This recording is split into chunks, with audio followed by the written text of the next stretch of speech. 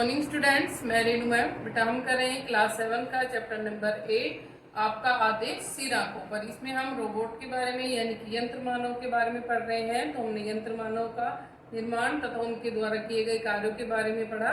बाकी का आगे चैप्टर हम कंप्लीट करते हैं। प्रज्ञा युक्त यंत्र मानव दैनिक जीवन में, कि दैनिक जीवन में जो प्रज्ञा युक्त यंत्र मानव है उसका उपयोग दैनिक जीवन में क्या है।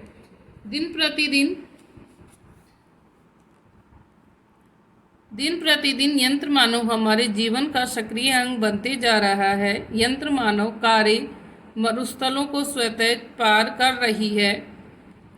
तैरने वाले तालाबों में विद्युत नेत्र तारकों को बचाने का कार्य कर रहे हैं। मानव सिर के प्रतियोगिता वीडियो खेलों में खिलाड़ियों से भिड़ने का कार्य भी करने लगे हैं। कि दैनिक जीवन में अब यंत्र मानव क्या हो गए कि यंत्र मानव है जो कार्य यंत्र मानव जो कार्य हैं वो मरुस्थल पार कर रही हैं और तैरने वाले तालाबों में विद्युत नेत्र तैराकों से बचाने का कार्य कर रही हैं और ये खिलाड़ियों से भी भिड़ने का काम कर रही हैं यानी खेल भी रही हैं। यह सब कृत्रिम प्रज्ञा के क्षेत्र में घटित होने वाले चमत्कार हैं जिसके कारण कल्पनाएं वास्तविकता में बदल रही हैं। केवल 50-55 वर्षों में ही वैज्ञानिक तथा इंजीनियर विश्वास के साथ कहने लगे हैं कि कृत्रिम प्रज्ञा ने वास्तविकता के क्षेत्र में उथल पुथल मचा दी है। कि इंजीनियर तथा वैज्ञानिक कह रहे हैं कि वास्तविकता के क्षेत्र में जो कृत्रिम प्रज्ञा युक्त जो यंत्र मानव है इन्होंने उथल पुथल मचा दी है। यंत्र मानव की अगली पीढ़ी का लक्ष्य ऐसे यंत्र बनाना है जो मानवता को सुरक्षा दे, प्रमोद प्रदान करे, सूचना प्रेरित कर सके, अधिकाधिक दैनिक कार्य कर सके। स्टैनफोर्ड विश्वविद्यालय की कंप्यूटर वैज्ञानिक एक ऐसे यंत्र मानव का निर्माण कर रहे हैं जो हथौड़ा चला सके, पेचकस का प्रयोग कर सके और इन दोनों योग्यताओं के बल पर एक पुस्तक रखने वाली अलमारी बना सके। तो ये कह रहे हैं कि जो अगली पीढ़ी है, जो यंत्र मानव की अगली पीढ़ी का लक्ष्य ऐसे यंत्र मानव बनाना है जो मानवता को सुरक्षा दें, कि मनुष्य की सुरक्षा कर सकें, आमोद प्रमोद यानी कि उसके मनोरंजन के साधन हैं वो प्रदान कर सकें, उन्हें सूचनाएं दे सकें, भेज सकें, अधिकाधिक दैनिक काम है जो कर सकें तथा ऐसे यंत्र मानव का भी निर्माण करने का सोच रहे हैं जो हथौड़ा चला सके, पेचकस चला सके यानी कि वो अलमारियों का निर्माण भी कर सके। यद्यपि उपयुक्त कार्यों को करने वाले यंत्र मानव को बनाने में वर्षों लग सकते हैं। वैसे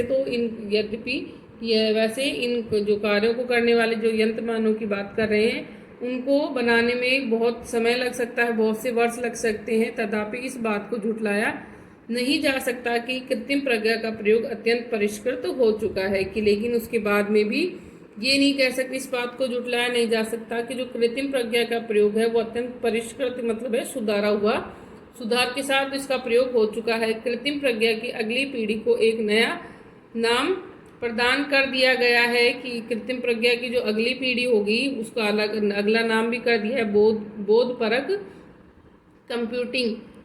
इस क्षेत्र में खोज का लक्ष्य यह मानना जाता है कि मानव मस्तिष्क कैसे कार्य करता है। तो इस क्षेत्र में खोज का लक्ष्य यह जानना है कि जो कृत्रिम प्रज्ञा के बाद में जो अगली जो पीढ़ी है उसका लक्ष्य यह है कि ये खोजना कि मानव मस्तिष्क कैसे काम करता है। एक माइक्रोसॉफ्ट इंजीनियर का कथन है कि कृत्रिम प्रज्ञा के क्षेत्र में पहले की अपेक्षा अधिक निर्भयता, श्रेष्ठता और उच्चता अपनाकर खोजें की जा सकती हैं।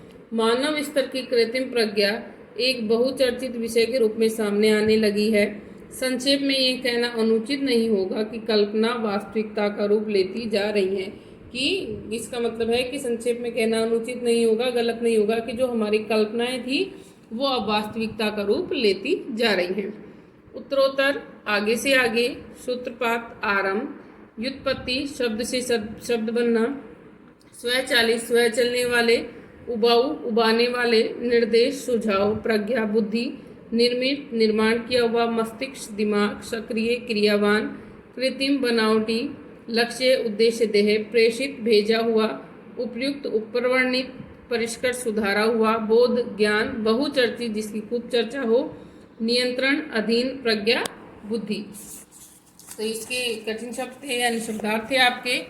अब है आगे सही उच्चारण, उत्तराधिकारी, व्युत्पत्ति, विद्युत संवेदक, गणितज्ञ, विश्वविद्यालय, मेमोरी, मरुस्थल, इंजीनियर, माइक्रोसॉफ्ट बहुचर्चित।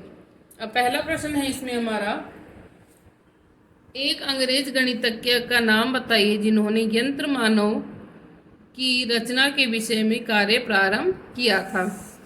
तो क्या नाम है उनका? तो अंग्रेज गणितज्ञ हैं वो एलन ट्यूरिंग, जिन्होंने यंत्र मानव की रचना के विषय में कार्य प्रारंभ किया। दूसरा प्रश्न है आपका, किस विश्वविद्यालय के इंजीनियरों द्वारा निर्मित यंत्र मानव ने 132 मील की यात्रा करके पुरस्कार जीता था? तो उत्तर आएगा स्टैनफोर्ड विश्वविद्यालय के इंजीनियरों द्वारा निर्मित यंत्र मानव ने 132 मील की यात्रा करके पुरस्कार जीता था। यंत्र सोच भी सकता है, इस सिद्धांत को जॉन मैकार्थी ने किस ईस्वी में कृत्रिम प्रज्ञा का नाम दिया? तो ये है 1956 में। कब दिया? 1956 में। क्या सभी यंत्र मानव की आकृति मनुष्य से मिलती जुलती है? तो उत्तर आएगा नहीं, सभी यंत्र मानव की आकृति मनुष्य से मिलती जुलती नहीं है। आगे है सही विकल्प के प्रश्न उत्तर। साधारण यंत्र मानव के भीतर लगा हुआ होता है, जो साधारण यंत्र मानव है उसके अंदर क्या लगा होता है बेटा? लघु कंप्यूटर। क्या लगा होता है? लघु कंप्यूटर। दूसरा प्रश्न, प्रज्ञा युक्त यंत्र मानव ने बना दिया है कल्पना को वास्तविकता या वास्तविकता को कल्पना। क्या बना दिया? कल्पना को वास्तविकता। प्रज्ञा युक्त मानवों की अगली पीढ़ी को नाम दिया गया है। प्रज्ञा युक्त जो यंत्र मानव है उनकी अगली पीढ़ी है उसको क्या नाम दिया गया है? उनको नाम दिया गया है बोधपरक कंप्यूटिंग। क्या नाम दिया गया है? बोधपरक कंप्यूटिंग। रोबोटा शब्द का अर्थ है, रोबोटा शब्द का अर्थ क्या होता है बेटा? दास्तव। क्या होएगा? दास्ता या दास्तव। आगे है अति लघु उत्तरीय प्रश्न उत्तर। रोबोट शब्द की उत्पत्ति किस शब्द से हुई है? तो उत्तर आएगा रोबोट शब्द की उत्पत्ति है वो रोबोटा से हुई है। रोबोट शब्द का अर्थ होता है, रोबोट शब्द का अर्थ है दास्ता। गतिमान यंत्र मानवों में स्पर्श हेतु क्या लगाया है? विद्युत संवेदक। गतिमान जो यंत्र मानव है उनमें स्पर्श हेतु लगाया गया विद्युत संवेदक। गतिमान यंत्र मानवों में दृष्टि हेतु लगाया गया है टीवी कैमरे। गतिमान जो यंत्र मानव हैं उनकी दृष्टि हेतु लगाया गया है टीवी कैमरे। कृत्रिम प्रज्ञा की अगली पीढ़ी को क्या नाम दिया गया? बोधपरक कंप्यूटिंग। कृत्रिम प्रज्ञा की जो अगली पीढ़ी है उसको नाम दिया गया है बोधपरक कंप्यूटिंग। आगे है आपके लघु उत्तरीय प्रश्न उत्तर। पाठ का शीर्षक आपको कैसा लगा? तो पाठ का जो शीर्षक है वो हमें बहुत अच्छा व उचित लगा। क्या यंत्र मानव स्वचालित होते हैं या हस्तचालित? तो यंत्र मानव है वो स्वचालित होते हैं। अब तक यंत्र मानव कैसे कार्य में प्रयुक्त होते थे? अब तक है जो यंत्र मानव अत्यंत कठिन, उबाऊ तथा बहुत ही जो खतरनाक कार्य के लिए प्रयुक्त होते थे, जैसे वेल्डिंग, छिद्रण या यानों के पुर्जों की पेंट करना।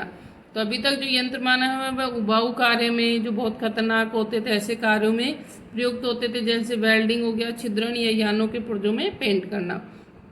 ये बेटा इसका उत्तर ही है यहाँ तक। फिर है पाठ का शीर्षक किस यंत्र मानव पर लागू होता है? तो पाठ का शीर्षक है वह पाइनो नामक यंत्र मानव पर लागू होता है। कृत्रिम प्रज्ञा किस सिद्धांत का नाम है? तो कृत्रिम प्रज्ञा सिद्धांत है वो यंत्र सोच भी सकते हैं, इस सिद्धांत को कृत्रिम प्रज्ञा नाम दिया। या यंत्र सोच भी सकते हैं, इस सिद्धांत को कृत्रिम प्रज्ञा नाम दिया गया है। किस यंत्र मानव ने 2005 ईस्वी में 132 मील की दूरी तय करके पुरस्कार जीता था? तो उत्तर आएगा स्टैनफोर्ड विश्वविद्यालय के इंजीनियरों द्वारा निर्मित एक यंत्र मानव ने 2005 में 132 मील की दूरी तय करके पुरस्कार जीता था। तो क्यों किस यंत्र मानव ने आएगा? तो यंत्र मानव का नाम नहीं दिया हुआ बेटा, लेकिन स्टैनफोर्ड विश्वविद्यालय के इंजीनियरों ने जो यंत्र मानव बनाया था उसी ने जीतकर पुरस्कार जीता था 2005 में 132 मील की दूरी तय करके।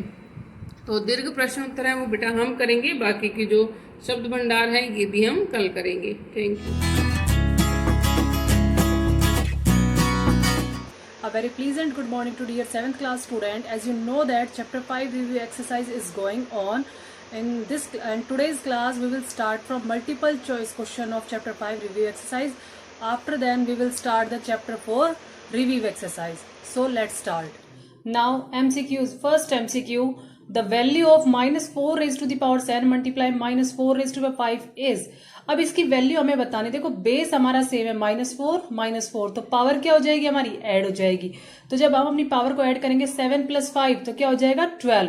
It means -4 raise to the power 12। तो ऑप्शन क्या हो जाएगा हमारा, first option is our right answer. जब हमारे बेस सेम होते हैं तो पावर क्या होती है हमारी, ऐड हो जाती है।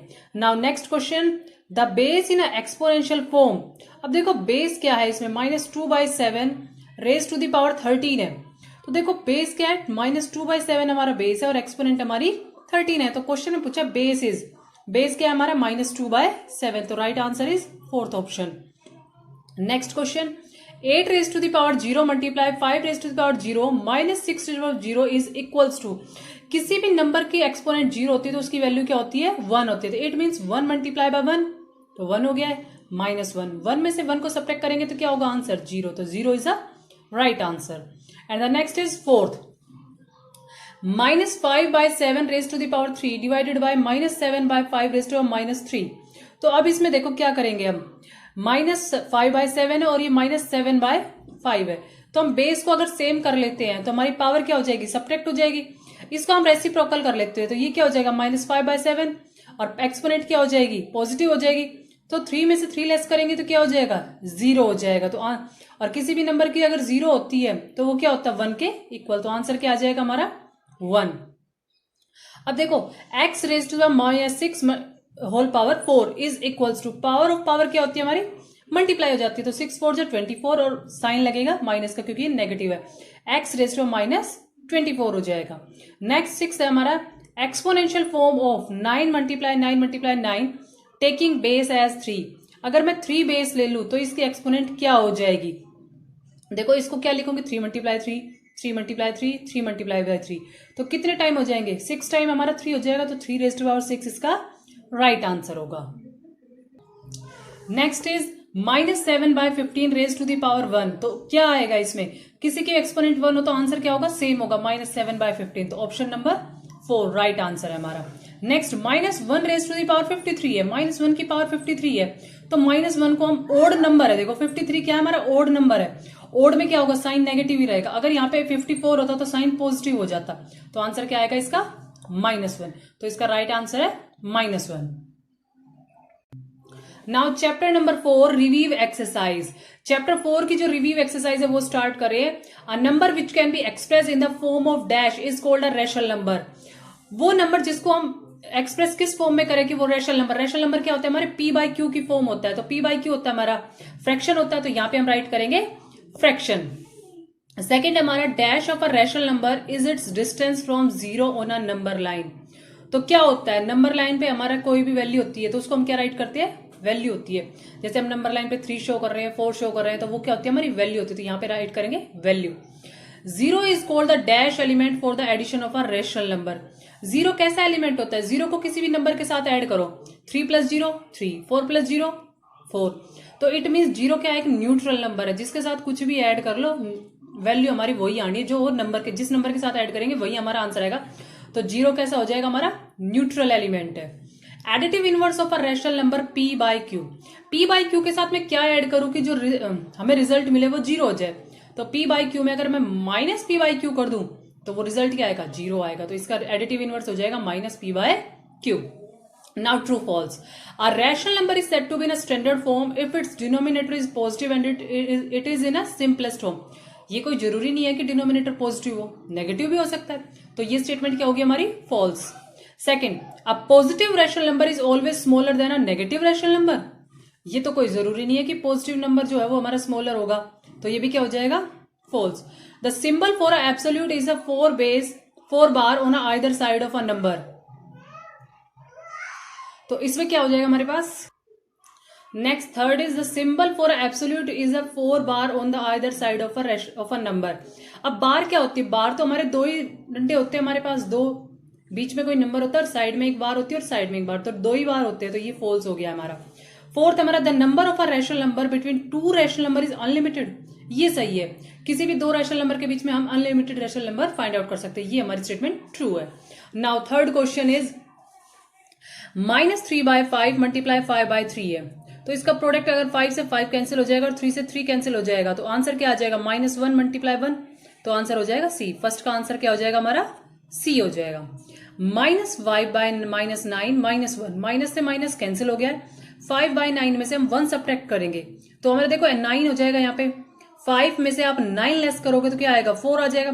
-4 बाय 9, तो इसका आंसर हो जाएगा -4 बाय 9 हो जाएगा। थर्ड है हमारे पास -11 बाय 19 प्लस 0। अब किसी के साथ 0 ऐड करो, 0 कैसा है हमारा, न्यूट्रल एलिमेंट है, तो हमारी वैल्यू वहीं आनी है, तो -11 बाय 19। नेक्स्ट हमारे पास -4 by 3 divided by 8 by 9। Divide को हम किस में चेंज करते हैं, मल्टीप्लाई में, तो इसका हम करेंगे रेसिप्रोकल, तो ये हो जाएगा -9 अपॉन में 8। तो 3 से हम करेंगे, 3 3 जा 9 एंड 4 2 जा 8 हो जाएगा। तो इसका आंसर क्या आ जाएगा हमारे पास, 1 बाय 2। तो ये हमारा कंप्लीट हो गया क्वेश्चन नंबर 3। नेक्स्ट क्वेश्चन हमारे पास, convert the following rational number into a standard form. Standard form में अब इनको हम कन्वर्ट करेंगे। अब हम देखो स्टैंडर्ड फॉर्म में कन्वर्ट करेंगे, -39 अपॉन 130 हमारे पास, इसको स्टैंडर्ड फॉर्म में कन्वर्ट करेंगे। इसको काटते रहेंगे जब तक इन दोनों का एचसीएफ क्या हो जाए, 1 ना आ जाए। अब देखो 39 अपॉन 130, इसको हम कैंसिल आउट करते हैं। सपोज मैं इसको कैंसिल आउट कर रही हूँ 13 के टेबल से, 13 3 जा 39 एंड 13 10 जा 130, तो आंसर क्या हो जाएगा, -3 बाय 10। अब देखो ये आगे किसी से भी नहीं कट पा रहा, और इन दोनों के बीच में जो ग्रेटेस्ट कॉमन फैक्टर है वो क्या है हमारा, 1, तो ये इसकी स्टैंडर्ड फॉर्म हो गई है। चलो एक और पार्ट करते हैं इसका, 32 अपॉन में 128 हमने ले लिया है। अब मैं इसको कैंसिल आउट करती हूँ, अगर मैं इसको 4 से करती हूँ, 4 8 जा 32 एंड 4 3 जा 12 एंड 4 2 जा 8। अब ये हो जाएगा, अगेन हम इसको 4 से करते हैं, तो 4 2 जा 8 एंड 4 8 जा 32, अगेन 2 1 जा एंड 2 4 जा, तो आंसर क्या आ गया हमारे पास, 1 बाय 4। दोनों के बीच में कॉमन फैक्टर क्या, ओनली 1, तो ये इसकी हमारी स्टैंडर्ड फॉर्म हो गई है। नेक्स्ट पार्ट है हमारे पास, compare the following pairs of a rational number. हमें कंपेयर करना है -3 by 5 and -5 by 7, which one is greater, हमें कंपेयर करना है। तो हमारे पास क्वेश्चन क्या है, -3 बाय 5 एंड -5 बाय 7। तो इनको कंपेयर करने के लिए हम क्या करें, क्रॉस मल्टीप्लाई यूज कर लेते हैं। ऐसे हम क्रॉस कर लेते हैं, तो क्या हो जाएगा, 3 7 जा 21 -21 एंड 5 5 जा 25 -25। तो अब इन दोनों में से विच वन इज ग्रेटर।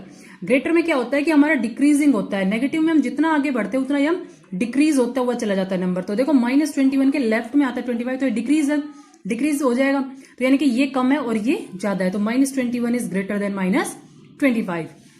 इसमें एक और पार्ट करते हैं हम, 4 बाय 13 एंड 6 बाय 15। ऐसे ही आप इसको भी कंपेयर करोगे, कंपेयर करने के लिए इन दोनों को कंपेयर करोगे तो आप इसकी क्रॉस मल्टीप्लाई करोगे, 15 4 जा कितना हो जाएगा 60, और ऐसे हमारे 13 6 जा 78, तो विच वन इज ग्रेटर हो जाएगा हमारे पास 6 बाय 15। क्रॉस मल्टीप्लाई करना आपको, 4 की मल्टीप्लाई 15 से करोगे 60, और 13 6 जा 78 या करोगे, तो ये वाला ग्रेटर है, तो आंसर क्या आ जाएगा हमारा 6 बाय 15 हमारा राइट आंसर होगा। इस तरह से आपको बाकी के जो हमारे थर्ड पार्ट है ये भी आपको इसी तरह से कंपेयर करना है, फोर्थ पार्ट भी ऐसे ही कंपेयर करना है। और आप लोग का होमवर्क है question number 5 third and fourth part and question number 3 and 4th part, ये आप लोगों के होमवर्क में दोनों क्वेश्चन होंगे और आपको यहां तक कंप्लीट करना है। चैप्टर 5 की रिव्यू एक्सरसाइज कंप्लीट करनी है, देन उसके बाद आपको चैप्टर नंबर 4 की review exercise 1 to 5 question complete करने हैं। नेक्स्ट वीडियो में हम स्टार्ट करेंगे क्वेश्चन नंबर 6 से। Thank you. Good morning students, welcome to our YouTube classes. This is for class 7. In previous class we have started our 17th chapter of geography, humidity and rainfall. In previous class we read about evaporation, condensation and precipitation. We started rainfall. There are 3 types of rainfall. They are relief, conventional and cyclonic rainfall. We read about these rainfalls in detail in today's class. So our first rainfall is relief or orographic rainfall. Relief or orographic rainfall results when winds from the sea are blocked by hills or mountain ranges. कि relief या orographic rainfall कौन सी होती हैं? वो rainfall होती है जो समुद्र से पानी लेके हवाएं जब चलती हैं तो कोई पहाड़ी या कोई माउंटेन रेंज उनको बीच में रोक लेती है when these water vapors carrying wind are forced to rise upward। और वाटर वेपर्स जो कैरिंग विंड होती है, वाटर वेपर को लेके जो विंड चल रही होती है वो फोर्स करी जाती है कि वो ऊपर उठे। ठीक है, चल रही है, बीच में माउंटेन या हिल आ गया तो वो क्या करना स्टार्ट करेगी, वो ऊपर उठना स्टार्ट करेगी। Okay, they cool down and cause precipitation on the windward side of the हिल। और फिर क्या होता है कि वो ठंडी हो जाती है जब वो ऊपर उठना स्टार्ट करती हैं। ये देखिए यहाँ पे ये पिक्चर है आपकी रिलीफ रेनफॉल की, कि ये इधर ये ओशियन है, वार्म ओशियन है। ठीक है, ये इवेपोरेशन के द्वारा प्रीवेलिंग विंड्स जो प्रवाहित पवनें होती हैं वो हवाओं के साथ जो कण होते हैं पानी के उनको लेके जा रही है।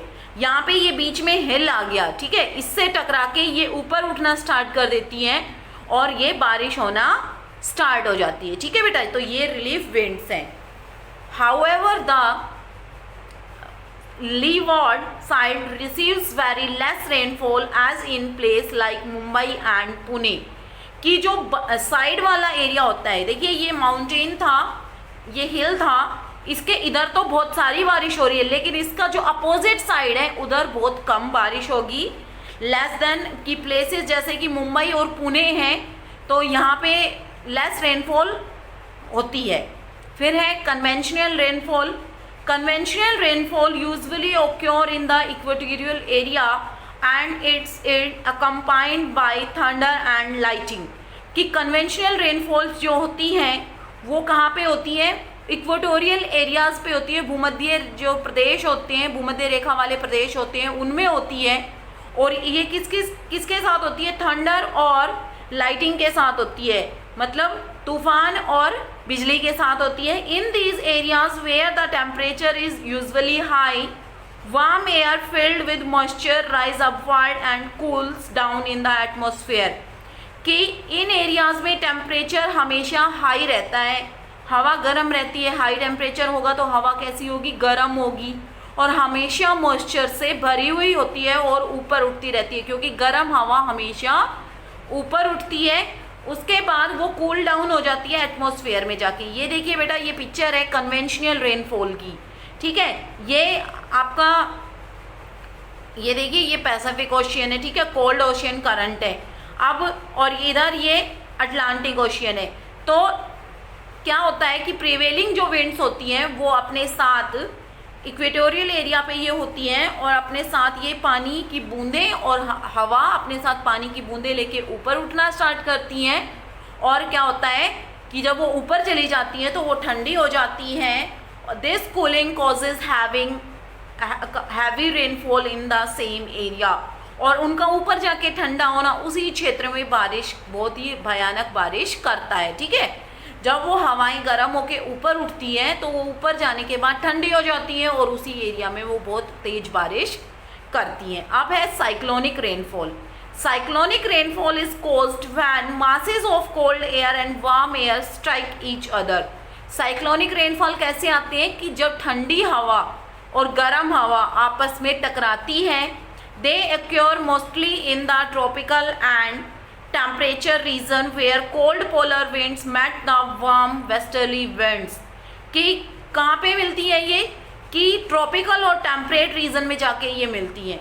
ठीक है, कहाँ पे मिलती है, ट्रॉपिकल और टेम्परेट रीजन में, क्योंकि जो ट्रॉपिकल एरिया होता है वहाँ की गर्म हवाएं होती हैं और जो temperate where cold polar winds met, वहाँ ध्रुवीय जो ठंडी पवनें होती हैं वो मिलती हैं वार्म वेस्टर्ली विंड से। When these winds with different temperatures met the cold air being denser remains close to the ground while warmer air rise upward। कि यहाँ पे क्या होता है कि डिफरेंट टेम्परेचर की विंड जब मिलती है तो जो कोल्ड घनी होती है वो तो ग्राउंड के ऊपर रह जाती है, जबकि जो गर्म हवा होती है वो ऊपर उड़ जाती है। This rising air cools down and causes rainfall. और ये जो ठंडी हवा होती है जो नीचे आती है वो ही कारण होती है बारिश का। Cyclonic rainfall are known as frontal rainfall in the higher latitude. की साइक्लोनिक रेनफॉल को जो हायर लैटिट्यूड्स होते हैं वहाँ पे फ्रंटल रेनफॉल भी बोलते हैं। अब है snow. Sometimes due to extremely low temperature water vapor freeze and became ice crystal. कि कभी कभी क्या होता है कि लो टेम्परेचर होने के कारण वाटर वेपर्स ठंडे हो जाते हैं, जम जाते हैं आइस क्रिस्टल के रूप में. These then fall down as teeny soft flakes called snow. और ये कैसे गिरते हैं? ये छोटे छोटे जो सॉफ्ट फ्लैक्स होते हैं, जैसे रुई होती है ना, जो हमारे पिलो के अंदर या रज़ाई के अंदर जो रुई होती है, जब वो कितनी हल्की होती है तो उस टाइप में बर्फ अर्थ के ऊपर गिरती है. Snowfall occurs in cold regions and high mountains during the winter season. और स्नो कब गिरती है? कोल्ड रीजन्स में गिरती है, हाई माउंटेन्स पे गिरती है विंटर सीजन के अंदर. अब है slit. When both snowflakes and rain fall at the same time, then this form of precipitation is known as sleet. कि जब बारिश की जो वो रुई जैसी जो हल्के हल्का गिरता है रुई के टाइप में, और रेनफॉल दोनों साथ में आ जाती है किसी जगह पे, तो उस टाइम में प्रेसिपिटेशन के उसको क्या कहते हैं? स्लीट कहते हैं. अब है hail. Air currents sometime throw the falling rain drops back high above the clouds resulting in the freezing of the water droplets. कि एयर करंट समटाइम क्या करती हैं? बूंदों के साथ साथ back high above the clouds, कि वापस आसमान में चली जाती है, resulting in the freezing of the water droplets. ठीक है, कि एयर करंट्स जो होती हैं कभी कभी वो क्या करती हैं कि रेन ड्रॉप्स को वापस से आसमान के अंदर फेंक देती हैं, और वहाँ पे क्या होता है कि ये वाटर वापस जो वाटर ड्रॉपलेट्स होती हैं वो जम जाती हैं, फ्रीजिंग हो जाती हैं, क्योंकि जब पानी की बूंदें बारिश के रूप में आ रही है और हवा उनको वापस फेंक देती है तो वो क्या करती है? वो फ्रीज हो जाती हैं. These ice pellets then fall as hailstone. और यही जो आइस की जो ये टुकड़े होते हैं, छोटे छोटे जो ये कण होते हैं, ये किसके रूप में बदल जाते हैं? हेलस्टोन के रूप में बदल जाते हैं, ओलों के रूप में बदल जाते हैं. But if the process gets repeated, more layers of ice from around the initial pellets and they became bigger with onion-like layers. कि कब परंतु जब ये प्रोसेस रिपीटेड होती है, बार बार होती है, तो आइस क्या होती है? आइस की जो लेयर होती है वो ज़्यादा मोटी हो जाती है. ठीक है, पहले तो क्या होता है कि आइस छोटे छोटे कणों के रूप में जमा होती है, लेकिन जब ये आइस पैलेट्स बार बार में रिपीट होती रहती है, ये प्रोसेस बार बार में बारिश के साथ साथ वो नीचे आते हैं, ऊपर जाते हैं, नीचे आते हैं, ऊपर जाते हैं, तो वो बड़े हो जाते हैं. और बड़े कितने हो जाते हैं? बिगर विद ऑनियन, कि ऑनियन के जैसे हो जाते हैं, लाइक लेयर्स की. जैसे कि ऑनियन की परत नहीं होती है, और जब आप प्याज छीलते हो तो प्याज के ऊपर आप एक परत के ऊपर दूसरी परत, दूसरी परत के ऊपर तीसरी परत ऐसे निकालते हो ना, तो ऐसे ही ये हेलस्टॉर्म्स क्या होते हैं? पहले तो ये हल्के होते हैं, लेकिन बार बार में जब ये प्रोसेस रिपीट होती है तो ये ऐसे ही हो जाते हैं जैसे कि ऑनियन की लेयर्स. ये देखिए बेटा, ये आपको 2 पिक्चर्स में दिखा रही हूँ. ये देखिए, ये स्नो है, जैसे हमारे यहाँ पे कश्मीर है, शिमला है, वहाँ पे बर्फ़ गिरती है ना, तो उसी टाइप में बर्फ़ कभी भी ऐसे नहीं गिरती जैसे कि हम बर्फ़ को देखते हैं, इतना टाइट होती है, इतनी हार्ड होती है, लेकिन बर्फ़ कभी भी ऐसे नहीं गिरती. बर्फ़ बिल्कुल रुई की तरीके से गिरती है. जैसे आप सर्दियों में देखते हो, जब ज़्यादा सर्दी होती है तो आपके बालों के ऊपर, आपके कपड़ों के ऊपर, जब हम ठंड के मौसम में बाहर निकलते हैं तो हल्की हल्की वाइट वाइट परत जम जाती है. तो उसी तरीके से बर्फ़ रुई की तरह बड़े हल्के हल्के रुई के तरीके से आती है, लेकिन अर्थ के ऊपर आने के बाद जब वो जमती रहती है तो वो क्या हो जाती है? वो हार्ड हो जाती है. ठीक है, अब ये देखिए, ये हेल्स हैं, ऐसे आपने बहुत बार देखे होंगे. हमारे यहाँ पे भी जब सर्दियों में बारिश आती है, मोस्टली सर्दियों में पड़ती है. सर्दियों में भी कब? फरवरी में, मार्च में, तब हेलस्टॉर्म आते हैं. तो उस टाइम पे क्यों आते हैं? क्योंकि उस टाइम पे गर्म और ठंडी हवा ज़्यादा मिलने के चांसेस रहते हैं. I hope students you understand the chapter very well. Today we complete our 17th chapter of geography in reading.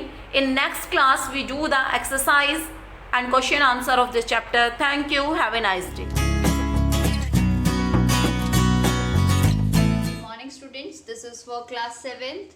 Students, as you all know, we are doing adverbs, and in previous video we discussed about the book exercise related to adverbs, And now today we will start with the comparison of adverbs.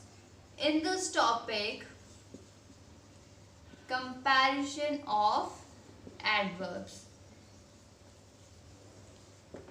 In this topic we are going to discuss about the 3 degree of adverbs, which are positive, comparative and superlative. We are using these 3 degrees. These are the degrees which are going to be used according to the sentences. For an example, we are having 3 degrees and I will give you example by the sentence. Malti works hard.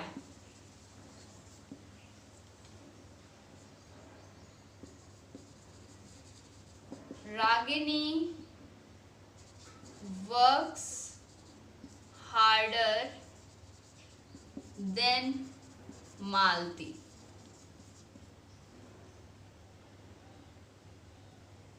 Tina works the hardest among them all. In these 3 sentences we are using 3 degrees. In first sentence we are using positive, in second degree we are using comparative, in third degree we are using superlative.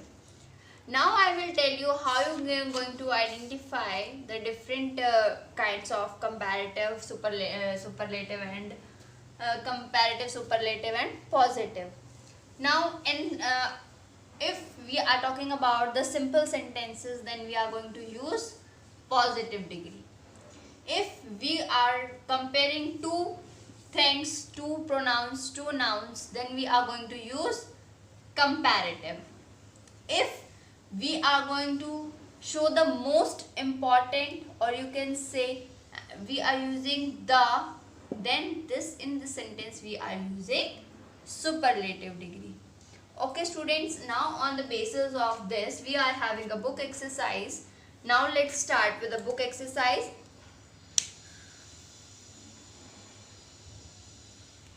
Now you can see here on the page number 128 you are having all adverbs.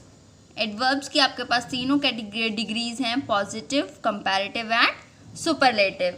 So you can read these adverbs and where you are going to put more, most, er, est. You are having 3 categories here. You can read here. And students, all make sure that in the positive degree you are not going to use anything. But when you are going to use comparative, use the word then in the sentence. And when you are going to use superlative degree, then use the, because it justify the most important thing. Now on the basis of this we are having a book exercise on the same page. You can see downwards. Let's see. Complete these sentences with the positive, comparative or superlative degree of the adverbs in the given in the brackets. So students, the adverbs are given in the bracket. According to the degree, using degrees, we have to complete this sentences. Now let's start. First sentence is, the students are working dash than ever before. In this sentence we are using then. So easily we can identify that then अगर sentence में आया है तो हमें कौन सी degree use करनी है, comparative. और comparative में हम क्या यूज़ करते हैं, er. So we are using er यानी कि harder. Charlie performed dash dash then any other actor on the stage. So इसमें हमारे पास है well. Well की comparative degree होती है better. So we are going to use better क्योंकि इसमें हमें क्या दिया हुआ है, then given है तो और हमें इसमें क्या यूज़ करना है, comparative degree. Like this, on the third sentence we are going to use the spectators cheered their favorites enthusiastically. तो इसमें हम सेम यही रखेंगे, इसमें कोई चेंज नहीं होगा. No one throws the shot put. far का क्या आ जाएगा? further. This is for sentence, for distance. Anita speaks German correctly. So इसमें correctly का same यही आएगा. Meghna understood the concept then Nisha did. Easy है, तो इसका easy की क्या सेकेंड फॉर्म होगी हमारे कंपैरेटिव डिग्री क्या होगी? easier. EASIER, easier. He plays tennis. The badly इसमें गिवन है, तो हमारे पास क्या है? इस badly का क्या आ जाएगा? worst, क्योंकि थर्ड है, क्योंकि इसमें हमें the गिवन है, तो यहाँ पे जाएगा worst. I checked my answer before, well का well ही आएगा, क्योंकि इसमें कोई और हमें गिवन नहीं है, तो इसमें पॉजिटिव डिग्री ही आएगी. On the basis of this, we are now next topic is position of adverbs. Position of adverbs, now I will explain you. So students, we are having one more book exercise on the basis of this. Now let's start. Insert the adverb phrase given in the brackets in their actual position. According to this, we are having two adverbs in the sentence. So we will put according to the sentence where it is necessary. मतलब जहाँ पे हमें correction करनी है, जहाँ पे हमें put करना है, उसको पुट करके हमें इन सेंटेंसेस को कंप्लीट करना है. I will never attempt this task again. This is the sentence. I am going to repeat it again. I will never is after will. Attempt this task. After task we are going to put again. Like this you are going to complete this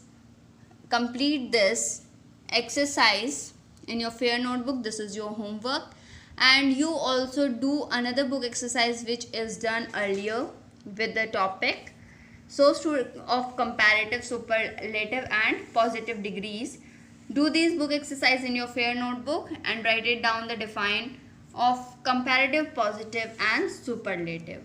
So students, thank you everyone. I hope you understand this topic.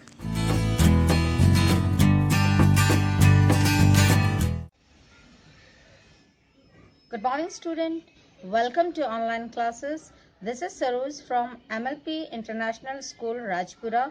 Student, as we all are nowadays doing our revision part, so in this regard, I would like to tell you that whatever the instructions has been given to you, you have to follow that and do your work regularly and sincerely.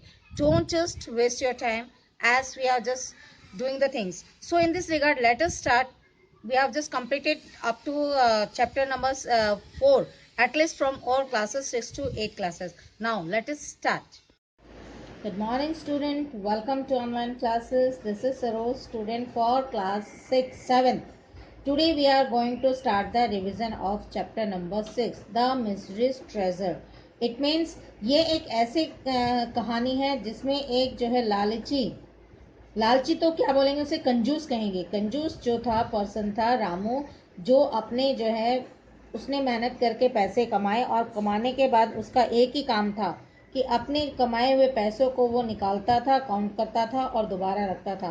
फिर उसने क्या किया कि उसको लगा कि घर से कोई चुरा ले जाएगा. फिर उसके बाद उसने वो सारा ट्रेजर जो है मैनिंग ट्री के नीचे दबा दिया. और फिर उसका पहले वो उसकी देख रेख अपने घर पे करता था और फिर दूसरे दिन वो उसका क्या काम था, डेली उस पेड़ के नीचे जाता था अर्ली मॉर्निंग और ये देखता था कि हाँ उसका जो ट्रेजर है वो सेफ है या नहीं, और फिर घर पे आ जाता था. तो इस तरह से जब जो है एक दिन चोर उसके घर में घुसे तो वो नींद में बड़बड़ा रहा था कि हाँ ट्रेजर मैं तुम्हें जो है देखने के लिए, संभालने के लिए सुबह आऊँगा.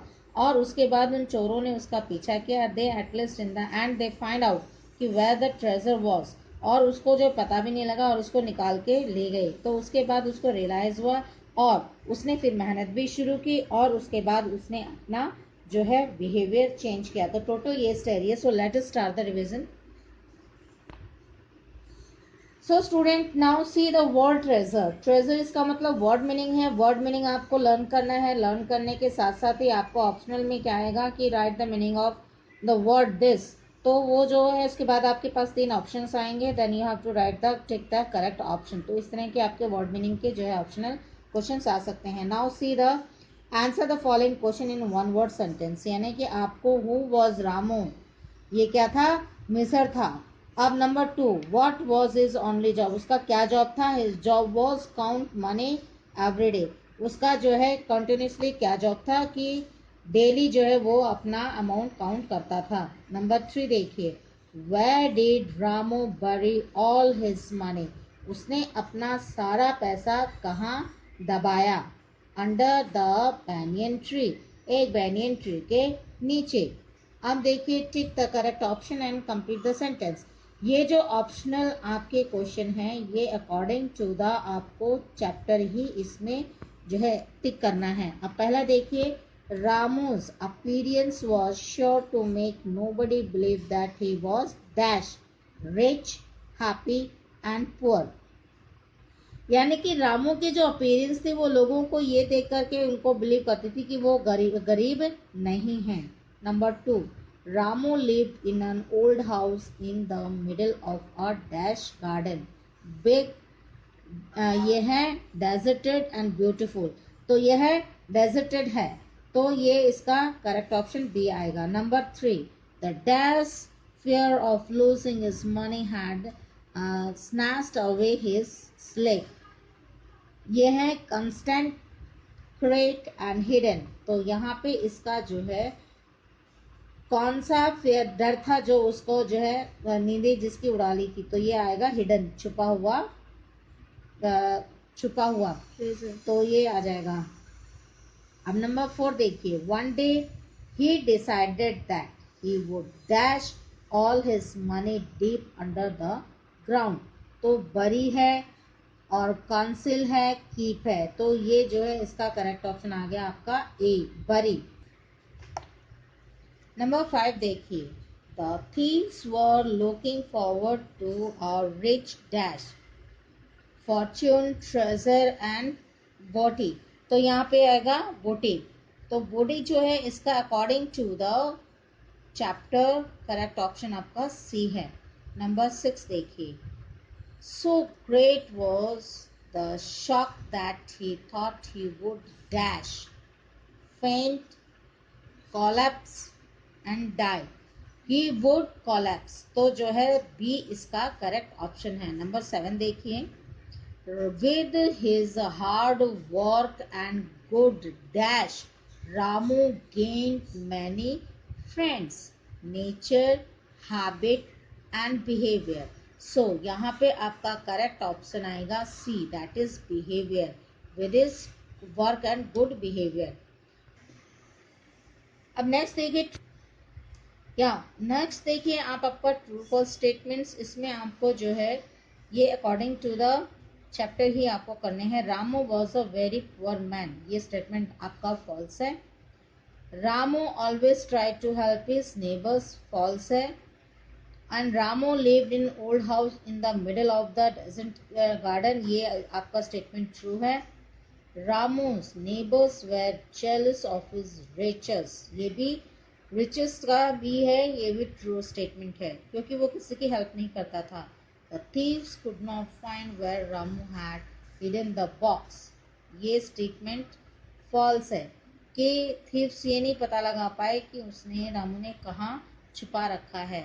Ramu's neighbors felt sorry on hearing his misfortune, ये भी फॉल्स है। उनको जो है खुशी हुई थी कि अच्छा हुआ इसके साथ ये घटना घटी, तो ये स्टेटमेंट फॉल्स है। The loss of his money forced Ramu to start working again, ये स्टेटमेंट ट्रू है क्योंकि जो लॉस ऑफ मनी था उसने उसको दोबारा से काम करने के लिए मजबूर कर दिया था।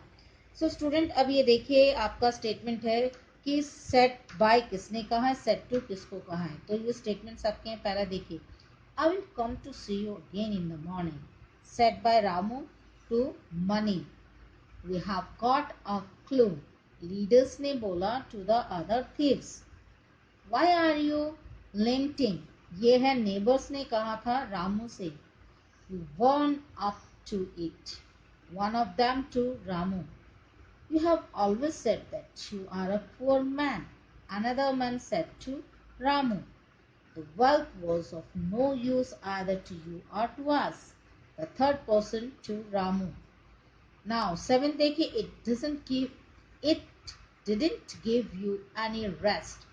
The fourth man said to Ramu. So student, ये वीडियो आपकी यहीं तक ही है और revision, and we will just continue in the next video, the same part of the next. So what you have to do student, जैसा कि as usual मैं आपको पहले भी बताती आई हूँ, आप वीडियो को लाइक कीजिए, शेयर कीजिए, चैनल को सब्सक्राइब कीजिए और साथ ही साथ बेल आइकन पे क्लिक करना ना भूलें। Thank you, take care and bye.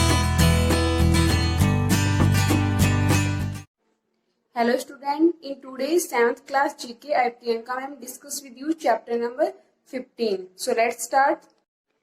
Student, chapter number 15 is special names. Here some cities or places name are given that has a nickname. Okay, so let's start. Our first one is Diamond Harbour के नाम से क्या famous है, कोलकाता जो city है वो। Next one is forbidden land, forbidden land के नाम से कौन फेमस है, तिब्बत जो कंट्री है वो। Next one is land of morning star, answer is Korea. Korea एक कंट्री है जिसको लैंड ऑफ मॉर्निंग स्टार बोला जाता है। Next one is playground of Europe, Switzerland.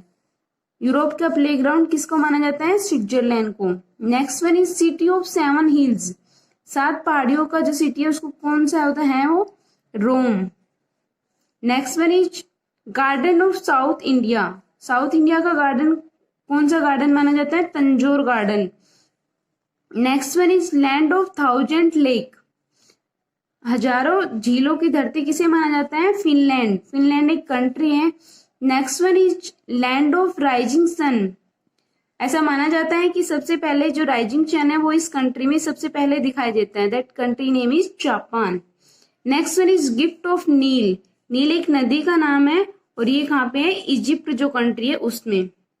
Next one is dark continent, dark continent के नाम से कौन सा कॉन्टिनेंट माना जाता है, Africa. Student, in our land there are 7 continent, largest one is Asia continent and dark continent is known as Africa. Next one is land of kangaroo, land of kangaroo किसे माना जाता है, ऑस्ट्रेलिया। ऑस्ट्रेलिया में सबसे ज्यादा kangaroo है जो पाए जाते हैं। Land of white elephant, white elephant के नाम से कौन सा जो कंट्री है वो फेमस है, थाईलैंड। थाईलैंड में बहुत ज्यादा व्हाइट एलिफेंट मिलते हैं। Land of midnight sun, midnight sun की लैंड किसे माना जाता है, Norway. Next one is land of thunderbolt, thunderbolt की धरती किसे माना जाता है, भूटान। होली लैंड मीन्स पवित्र जो धरती है वो कौन सी है, पैलेस्टाइन। पैलेस्टाइन की जो धरती है उसको होली लैंड के नाम से जाना जाता है। Here students some pictures are given that are show the different type of famous buildings. Okay, तो स्टूडेंट आपको ये सभी जो प्लेसेस विद सिटी नेम आपको लर्न करने हैं और इनके निकनेम भी लर्न करने हैं। ओके, इस चैप्टर में से आपका मैचअप भी आ सकता है कि एक तरफ आपको कॉलम ए और कॉलम बी आपको गिवन होगा, जैसे कि चैप्टर में गिवन है, तो आपको ये अच्छे से लर्न करना है। ठीक है,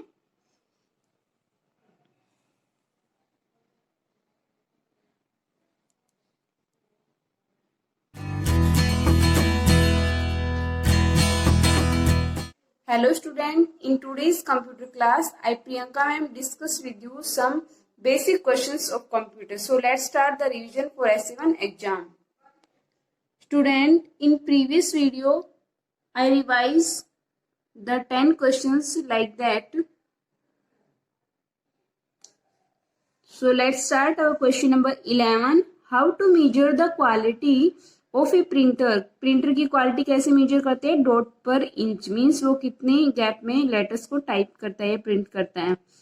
next one is write step how to change the background of desktop. Student sometime जो स्टूडेंट है वो वर्किंग करते हुए बोर जाते हैं, तो उन्हें ऐसा लगता है कि कुछ चेंजमेंट करे, तो वो अपने डेस्कटॉप को चेंज करने की कोशिश करते हैं। तो इजी स्टेप है यहाँ पे, सबसे पहले हम स्टार्ट बटन पे क्लिक करेंगे, then click on control panel, then select personalisation, then select the background. यहाँ पे कोई भी बैकग्राउंड आप सेलेक्ट कर सकते हैं और फिर उसको सेलेक्ट कर देते हैं, तो वो अपने आप ही आपके डेस्कटॉप पे चेंज हो जाता है। ठीक है, next one is question number 13, define keyboard and explain various keys of keyboard. Student ये क्वेश्चन बहुत ही लेंथी क्वेश्चन है और इसमें बहुत सारे क्वेश्चंस जो है क्लियर होते हैं, तो आपको इसको ध्यान से रीड करना है। Keyboard is an input device that is used to type text on computer. Computer में टेक्स्ट टाइपिंग के लिए हम किस डिवाइस का यूज करते हैं, कीबोर्ड, और ये एक इनपुट डिवाइस भी है। तो इसमें यहाँ से 2 क्वेश्चंस आपके कंप्लीट होते हैं कि keyboard is which type of device, input device, and which device is used to typing text on computer, so that is keyboard. Now next is total key in keyboard. तो total key कितनी होती है, 104. Various type of keys. Here keys are given. First one is alphabetic keys, next one is numeric keys, next one is special key, and next one is arrow keys. Alphabetic key क्या होती हैं, A to Z are called alphabetic key. ये कितनी होती हैं, 26, A से लेकर Z तक ऑल अल्फाबेट्स होते हैं इसमें। और एक कैप्स लॉक की होती है जो अल्फाबेट को स्मॉल और कैपिटल दोनों में कन्वर्ट करने में यूज होती है, कैप्स लॉक, जो स्पेशल की कैटेगरी में आती है। Next one is numeric key. Next one is numeric key. Numeric key are use for typing 1 to 3 numeric number. Numbers को टाइप करने के लिए हम न्यूमेरिक कीज का यूज करते हैं। ये 0 to 9 होती हैं और इनके साथ साथ सिंबल्स भी होते हैं, plus, minus, divide and multiply के। Okay, next one is special keys. Special key होती है जो स्पेशल फंक्शन को परफॉर्म करने के लिए यूज होती है, जैसे control, shift, alt and escape. Escape किस लिए यूज होती है, जैसे कि कोई भी प्रोग्राम इंस्टेंटली ओपन है उसको बैक करने के लिए। ऑल्ट हमेशा किसी फंक्शन की या किसी अदर की के साथ यूज होती है, तो शिफ्ट या फिर कंट्रोल, जैसे कि ऑल्ट प्लस F4 किस लिए यूज होता है, directly shut down the computer. Next one is shift की। शिफ्ट की भी किसी अदर की के साथ यूज होती हैं to perform a particular function like that control key, जैसे कि हम शॉर्टकट की यूज होती है, control plus A select all, control plus B bold के लिए यूज होती है। इस तरह से जो कंट्रोल, शिफ्ट और ऑल्ट जो एक की है, ये स्पेशल फंक्शन को परफॉर्म करने के लिए यूज होती हैं। And next one is arrow key. Arrow key is use to move the cursor left, right, up and down. जो हमारे कंप्यूटर स्क्रीन पे एक एरो टाइप में कर्सर होता है, उसको मूव करने के लिए यूज होती हैं, up, down, left and right. Now next one is function की। स्टूडेंट फंक्शन की आर 12, F1 से लेके F12 तक फंक्शन की होती हैं, और ईच फंक्शन की perform is own function, means खुद का अपना फंक्शन होता है। F1 किस लिए होती है, F2 किस लिए होती है, इस तरह से। Okay, so next question is explain all function की। तो student first one is F1। F1 किस लिए होती है, हेल्प सेंटर के लिए। F1 for help centre, F2 rename any file, किसी भी फाइल का नेम चेंज करने के लिए, and F3 searching any file, किसी भी फाइल को सर्च करने के लिए, and F4 alt plus F4 shut down करने के लिए, एंड F5 रिफ्रेश के लिए यूज होती हैं। F6 होती हैं वो रिड्यूस वॉल्यूम। समटाइम आप कंप्यूटर या कोई लैपटॉप ओपन करके सॉन्ग वगैरह सुनते रहते हैं और एक अचानक से कुछ वर्क होता है, तो आप उस वॉल्यूम को डायरेक्टली रिड्यूस कर सकते हैं F6 प्रेस करके। Next one is spelling check. ये MS वर्ड में यूज होता है F7 स्पेलिंग चेकिंग करने के लिए कि आपकी स्पेलिंग करेक्ट है या रॉन्ग है। अगर रॉन्ग होगी तो उसके नीचे रेड लाइन शो होती है। Next one is F8। तो F8 किस लिए यूज होती है? सेफ मोड में करने के लिए कंप्यूटर को। जब आप कंप्यूटर की विंडो होती है जो करप्ट हो जाती है मोस्टली, तो वो वर्किंग हैंग ज़्यादा होने लग जाते हैं, तो आप उसको सेफ मोड में कन्वर्ट करके कुछ इंपॉर्टेंट वर्क कर सकते हैं। Okay, next one is F9। F9 use with control and shift to perform a special function. F10 shift plus F10 shortcut menu के लिए यूज होता है। F11 फुल स्क्रीन, ये प्रेजेंटेशन वगैरह में जो फुल स्क्रीन करनी होती है तो इसलिए यूज होता है। एंड F12 किस लिए यूज होता है? फ्लाइट मोड में कन्वर्ट करने के लिए। समटाइम आप कुछ इंपॉर्टेंट वर्क कर होते हैं लेकिन बार बार किसी का कॉल आ जाता है या फिर कोई भी प्रॉब्लम हो जाती है, कोई वीडियो वगैरह देख रहे हैं आप, तो इस तरह से आप अपने जैसे फ़ोन को फ्लाइट मोड में डाल लेते हैं एरोप्लेन मोड में, इसी तरह कंप्यूटर को भी आप एरोप्लेन मोड में डाल सकते हैं। ओके, F12 का यूज करके। तो स्टूडेंट आज को अपने होमवर्क में ये कीबोर्ड के बारे में और कीज के बारे में आपको लर्न करना है। अगर राइट नहीं कर रखा है तो आप राइट भी कर सकते हैं। Okay, thank you, have a nice day. A very nice morning to all my dear student of class 7. This is Vinita ma'am, your science teacher, teaching in MLP International School, Rajpura. Welcoming you all to our YouTube channel of online classes. Student, as you know that we have already completed our S7 syllabus, and in this series we are continuing our revision work for your best preparation of S7 exam. So let's start our today's session class for the revision work, and in today's video we are going to revise the short question answer of chapter 17. So let's start doing it. Revision of short. Student, you know this in this chapter 17 the chapter included only 5 short question answer that I'm telling you in this video, and we are going to discuss about that. The first one is on the topic about canopy. Short question answer first is about what is a canopy. देखिए canopy क्या होता है। Canopy student first of all तो आपने इस chapter के बारे में मैंने आपको ऑलरेडी डिस्कस किया हुआ है आपके साथ। And you know the canopy is a term that represent the crown part of the trees. इसमें क्या होता है, जब बहुत सारे ट्रीज फॉरेस्ट के अंदर एक क्राउन शेप बनाते हैं, मीन्स उनका जो ऊपर का जो पोर्शन होता है जिसमें बहुत ही कम ब्रांचेस एंड बहुत सारी लीव्स होती हैं, so that make a canopy, उसे हम कैनोपी बोलते हैं। The top most horizontal layer formed by the crowns of tall trees is called canopy. जो टॉप मोस्ट हॉरिजॉन्टल लेयर, ये हॉरिजॉन्टल लेयर के बारे में बात कर रहे हैं हम।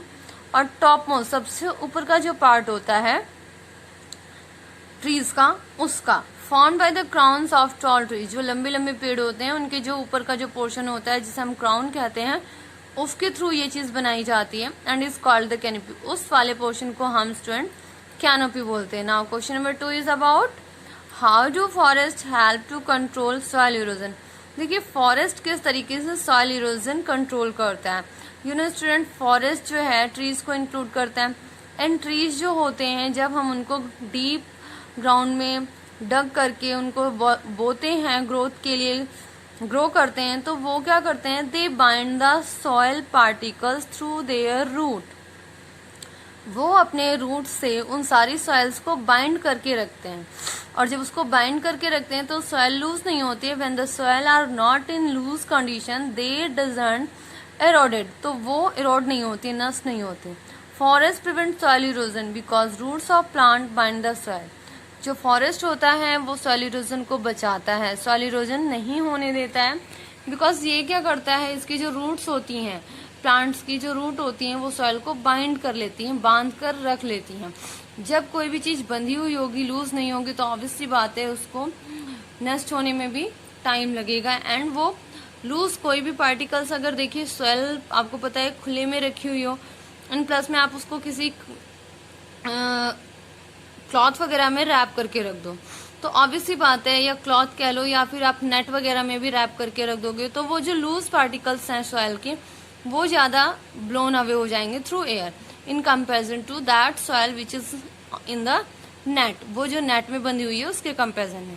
सो इस तरीके से ये फॉरेस्ट के जो प्लांट्स होते हैं, ट्रीज होते हैं, वो सॉइल को बाइंड करके रखते हैं एंड सॉइल इरोजन नहीं होने देते हैं। Now question number 3 is what is a food chain. अब फूड चेन क्या होता है, explain with the example. Student, food chain means भोजन की श्रृंखला, वो चेन जिसमें कि प्लांट्स एनिमल्स एक दूसरे को खाते हैं। सी देखिए कैसे, the sequence of living organism, एक ऐसा सीक्वेंस, एक ऐसा वे, एक ऐसी चेन जिसमें कि लिविंग ऑर्गेनिज्म जितने भी जीव जंतु हैं, in which one organism eats the another, जिसमें कि एक ऑर्गेनिज्म दूसरे को खाता है, that is termed as food chain, उसे हम फूड चेन बोलते हैं। मीन्स ये एक ऐसी चेन है जिसमें एक ऐसी कड़ी है जिसमें कि प्रोड्यूसर्स कंज्यूमर्स प्रोड्यूसर्स को खाते हैं, एंड प्राइमरी हो गया, सेकेंडरी, टर्शरी, इस तरीके से डिफरेंट कंज्यूमर्स होते हैं, वो एक दूसरे के ऊपर फीड करते हैं। So they form a chain, they form a food chain, वो फूड के लिए एक दूसरे के ऊपर डिपेंड होते हैं। So that is the reason we call it food chain, इसलिए हम उसे फूड चेन बोलते हैं। See this is the grass, grass is eaten by zebra and zebra is eaten by the lion. देखिए क्या है, ये जो ग्रास है that is termed as producer because it prepare their food by themself. Grass अपना food खुद prepare करती है, ग्रीन होती है, एंड इसे हम ऑटोट्रॉप्स बोलते हैं, प्रोड्यूसर्स भी बोलते हैं। And after that this is producer is eaten by the consumer. Zebra जो है वो कंज्यूमर है क्योंकि इसको कंज्यूम कर रहा है, खा रहा है, and it is the primary consumer, इसमें सेकेंडरी टर्शरी भी होते हैं। And after that this consumer is eaten by the another consumer, lion. Lion ने ज़ेब्रा को खा लिया, फूड के लिए खा रहा है, ये अपना भोजन बना रहा है इसे। सो ये हमारा first level, second level, third level, तो इस तरीके से इसमें डिफरेंट लेवल्स होते हैं। ये एक पूरी कंप्लीट चेन बनाते हैं, इसमें एक दूसरे को, एक ऑर्गेनिज्म दूसरे ऑर्गेनिज्म के ऊपर डिपेंड होता है फूड के लिए। इसमें कोई ना कोई ऑर्गेनिज्म किसी ना किसी थ्रू खाया जाता है। एंड आफ्टर दैट लायन जब डेड हो जाएगी, लायन की डेथ हो जाएगी, ये डेड हो जाएगा, तो इसको भी स्कैवेंजर और डिकम्पोजर्स खा लेंगे, तो इस तरीके से ये नष्ट हो जाता है। फिर उसके बाद फिर से ग्रास दोबारा से ग्रोथ होती है, फिर इस तरीके से कंप्लीट फूड चेन चलता रहता है। Now next question is about fourth, that discuss the role of decomposers. Now decomposers का रोल डिस्कस करने की, डिकम्पोजर्स क्या होते हैं। Decomposers help in the break down of dead plants and animals. जो डिकम्पोजर्स होते हैं वो जितने भी हमारे डेड प्लांट और एनिमल्स होते हैं उनकी डिकम्पोजिंग में, उनके ब्रेक डाउन में हेल्पफुल होते हैं, उनको नष्ट करने में। डिकम्पोज का मतलब होता है सड़ाना, उनके जितने भी कॉम्प्लेक्स सब्सटेंस है उनको डीकम्पोज कर देना, दोबारा टुकड़ों टुकड़ों में कन्वर्ट कर देना। तो जितने भी हमारे प्लांट्स एंड एनिमल डेड हो जाते हैं, मर जाते हैं, वो सारे डिकम्पोजर्स के थ्रू डिकम्पोज किए जाते हैं इनटू सिंपलर सब्सटेंस में। कॉम्प्लेक्स सब्सटेंस हो गया, इस कॉम्प्लेक्स सब्सटेंस को ये डिकम्पोजर सिंपलर सब्सटेंस में कन्वर्ट करते हैं बाय डिकम्पोजिंग देम, उनको सड़ाकर गलाकर, फिर वो रिवर्सली उनको वापस से सॉइल में मिक्स कर देते हैं। फिर वो सॉइल में मिक्स होने के बाद वो सॉइल के लिए एक ह्यूमस का काम करता है, it is taken by the जो हमारे ग्रीन प्लांट्स होते हैं उनके थ्रू वो एज अ ह्यूमस ले लिया जाता है। Next this is the question number 5th, how are forest useful to us. अब देखिए फॉरेस्ट जो है हमारा वो किस लिए यूजफुल होता है इन आवर डेली लाइफ। हमारे डेली लाइफ में फॉरेस्ट का क्या रोल है, किस तरीके से यूजफुल है। Forest provide us a lot of valuable things. हम आपको पता है फॉरेस्ट जितने भी प्रोडक्ट्स होते हैं हमें बहुत ही वैल्यूएबल आइटम्स प्रोवाइड करता है, लाइक ऑक्सीजन फॉर ब्रीदिंग। जो ऑक्सीजन हम ब्रीथ करने के लिए लेते हैं वो भी हमें थ्रू फॉरेस्ट मिलती है। वुड, जो लकड़ी आपने देखा होगा, जो फर्नीचर हम यूज करते हैं मॉर्निंग से लेकर इवनिंग तक, वेदर आपके स्कूल में हो आपके घर में हो, that is made from the wood, वो भी वुड से बना हुआ होता है। The next one is rubber. Rubber भी आपका डिफरेंट तरीके से आप यूज करते हैं। रबर के आपके बहुत सारे टॉयज हो गए, आपके बहुत सारे कारपेट्स वगैरह हो गई, ये सारी रबर वगैरह से बनी हुई होती है, मतलब सिंथेटिक कर सकते हो आप, उनका यूज करके बनाया जाता है। सो आप पेंसिल इरेजर वाला रबर भी आप कह सकते हो, वो भी हमें प्लांट से मिलता है। नाउ द गम आपको पता है, फेविकोल जो आपका होता है लाइक दैट, वो भी हमें प्लांट से मिलता है। रेजिन्स वगैरह जो उसके रेजिन्स भी एक लैटेक्स कह सकते हो आप, वो भी हमें प्लांट से मिलता है। मतलब वो रेजिन्स खाने वाले जो रेजिन्स मुनक्के होते हैं that is different, too much difference from that resins, okay. ये आप केमिकल की तरह यूज होता है। नॉन एडिबल ऑयल्स, जो हमारे नॉन एडिबल मीन्स जो खाने लायक ऑयल नहीं होते हैं, बहुत सारे ऑयल भी पेड़ों से ही हमें मिलता है। नेक्स्ट है हनी। हनी आपको पता है शहद, that is taken from the